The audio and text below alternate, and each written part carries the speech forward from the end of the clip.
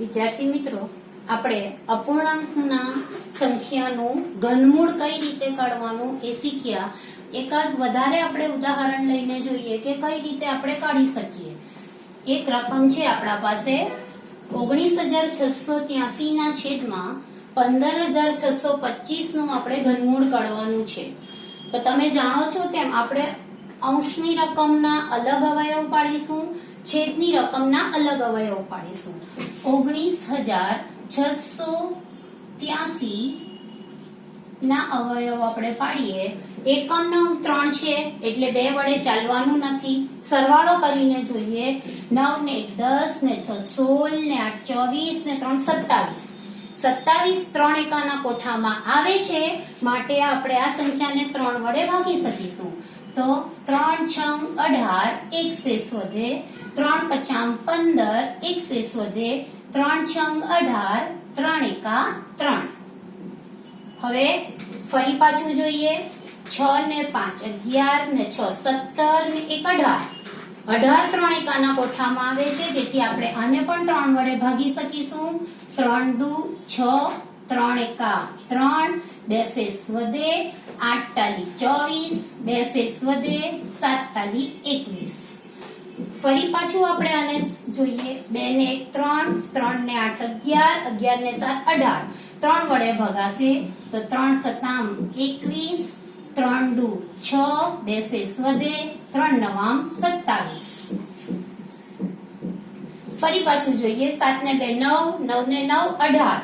તો 3 વડે ચલાવીશું. 3 દુ 6, એક શેષ વધે. 3 4 12, 3 તાલી 9. 2 ને 4 6 ને 3 9. 3 એકાના કોઠામાં 9 આવે જ છે, એટલે 3 8 24, 3 એકા 3. 8 ને 1 9. 3 વડે ચલાવીએ. 3 દુ 6, બે શેષ વધે. 3 7 21.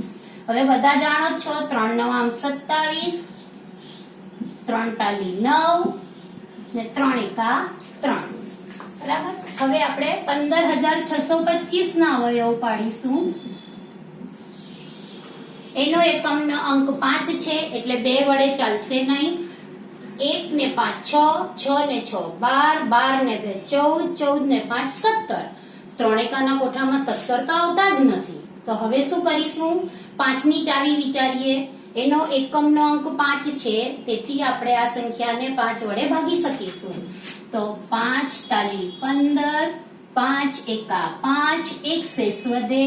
5 દુ 10, બે શેષ વધે. 5 5 25. 5 6 30, એક શેષ વધે. 5 દુ 10, બે શેષ વધે. 5 5 25. આ પણ ફરી 5 થી જ ચલાવીએ. 5 એકા 5, એક શેષ વધે. 5 દુ 10, બે શેષ વધે. 5 5 25. વિદ્યાર્થી મિત્રો, એક સિક્રેટ બતાવો. જો એક વખત એક સંખ્યા ઘનમૂળ શોધવાનું છે, એટલે આપણે જાણીએ છીએ કે 3 વખત એકની એક સંખ્યા રિપીટ થવાની છે. એટલે જો એક વખત 5 થી ચાલ્યું ને, તો બીજી 2 વખત 5 થી ચાલવાનું જ છે, વિચારવાનું જ નહીં. મેં હમણાં વિચાર્યું જ નહીં, તમે જોયું. સીધા આપણે ચાલ્યા જ કરવાનું. હવે વિચારવું પડશે. આપણે 3 વખત થઈ ગયું છે, હવે 5 વખત થશે. 5 વડે ચલાશે કે કેમ? તો એકમનો અંક 5 છે, ચાલવાનું જ છે. 5 દુ 10, બે શેષ વધે. 5 5 25. 5 5 25, 5 એકા 5. થઈ ગયા આપણા બધા અવયવ. આપણે ટ્રિપલેટ બનાવીએ, 3 ની જોડીઓ. તો 19,683 ના છેદમાં 15,625 ના અવયવ આપણા આવ્યા. 3 નો ઘન ગુણ્યા 3 નો ઘન ગુણ્યા 3 નો ઘન છેદમાં 5 નો ઘન ગુણ્યા 5 નો ઘન. હવે આપણે જો ઘનમૂળ કાઢીશું એનું,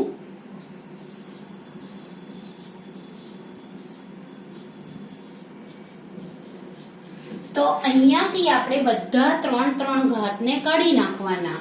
એટલે 3 ગુણ્યા 3 ગુણ્યા 3 છેદમાં 5 ગુણ્યા 5. એટલે 3 તાલી 9 તાલી 27 ના છેદમાં 5 5 25. આ આપણો આન્સર.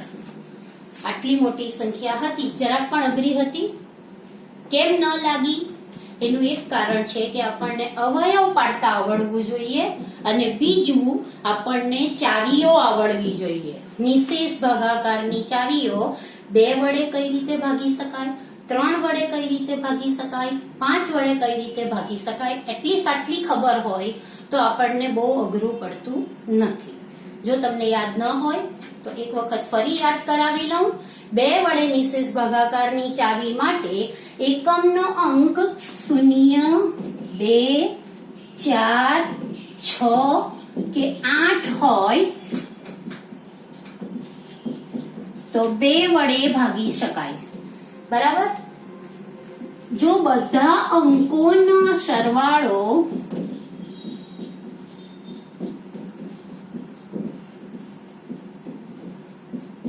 3 વડે ભગાય,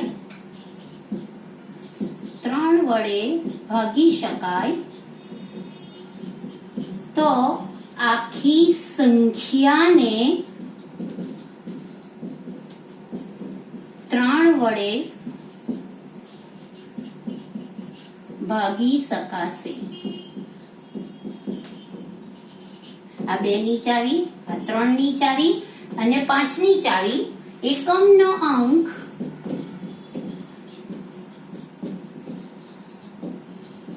0 કે 5 હોય તો 5 વડે નિશેષ ભાગી શકાય. તમે નાના ધોરણમાં આ ચાવીઓ શીખીને આવ્યા છો.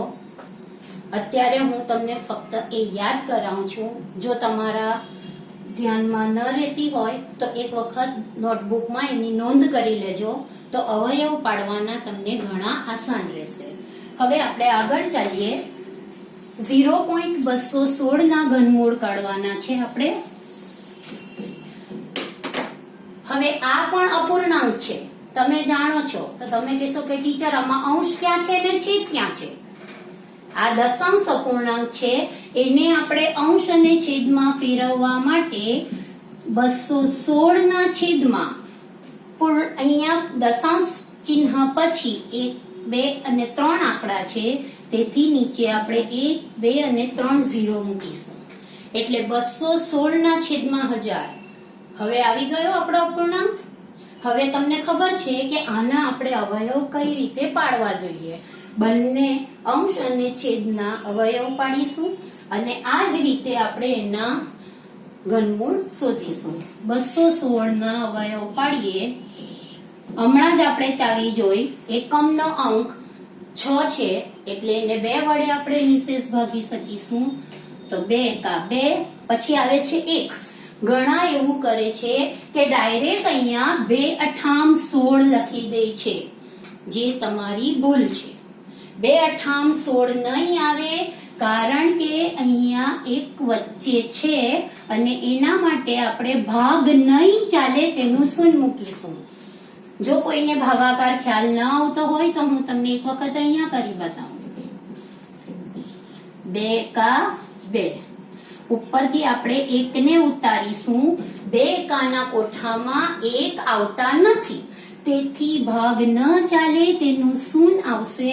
પછી આપણે 6 ને ઉતારીશું અને પછી થશે 2 અઠામ 16. એટલે તમે જો 18 લખશો તો ક્યાં 108 અને ક્યાં 18? તમારો દાખલો રોંગ. પછી થાય કે ટીચરે શીખવ્યું પણ મને ન આવડ્યું. પણ આ પાયો છે જે તમે બીજા ત્રીજા ધોરણમાં ભાગાકાર શીખીને આવ્યા છો, તે વસ્તુ તમે ભૂલી જાઓ છો.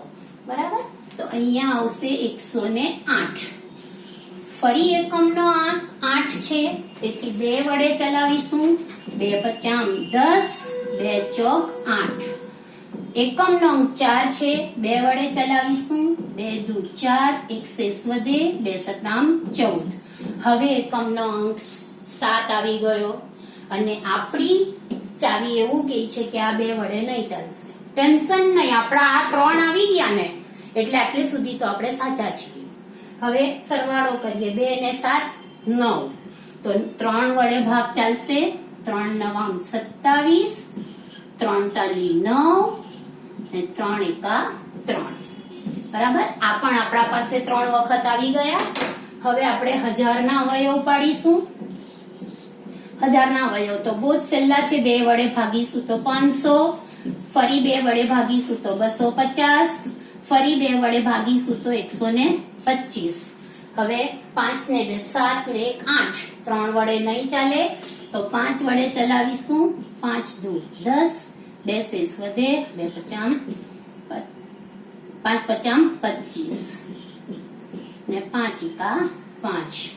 216 ના છેદમાં 1000 ના આપણા અવયવ આવ્યા ટ્રિપલેટ. 2 નો ઘન ગુણ્યા 3 નો ઘન છેદમાં 2 નો ઘન ગુણ્યા 5 નો ઘન. હવે એને આપણે ઘનમૂળમાં લખીશું. તો મેં આગળ બતાવ્યું તેમ અહીંયાથી આપણે બધા ઘનને હટાવી દેવાના. એટલે 2 ગુણ્યા 3 છેદમાં 2 ગુણ્યા 5. હવે આના આપણે 2 જવાબ લાવી શકીએ છીએ. એક તો આપણે 2 ને ઉડાવી દઈએ અને અપૂર્ણાંકમાં જવાબ લાવીએ તો 3 પંચમાંશ. અને જો નથી ઉડાવતા આપણે તો 2 તાલી 6 અને 2 પચામ 10. સવાલ આપણો દશાંશ અપૂર્ણાંકમાં હતો, તેથી આપણે જવાબ પણ દશાંશ અપૂર્ણાંકમાં લખીશું. આ પણ સાચો જ છે, પણ સવાલ જે પ્રમાણે છે તે પ્રમાણે આપણે જવાબ આપીશું. મને એવું લાગે છે કે તમને હવે અવયવની રીતે ઘનમૂળ કાઢતા આવડી ગયું હશે. તમારી બુકમાંથી જે એક્સરસાઇઝ છે, જે મહાવરો છે, એ તમે કરશો તો ડેફિનેટ તમને આ આવડી જ જશે. તમે આની કોશિશ કરતા રહેજો.